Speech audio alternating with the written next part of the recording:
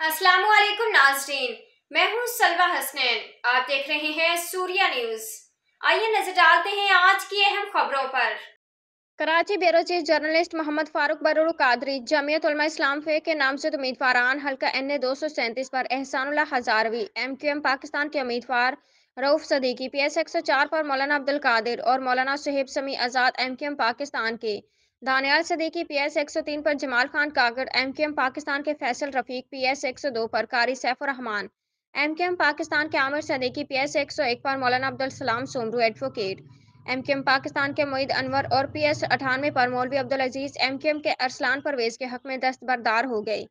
इन ख्यालात के इज़हार MQM पाकिस्तान के रहनुमा रऊफ सदीकी और जमीयत उलमा इस्लाम के रहनुमा मौलाना गयास ने कराची प्रेस क्लब में मुश्तरका प्रेस कॉन्फ्रेंस से खिताब करते हुए किया।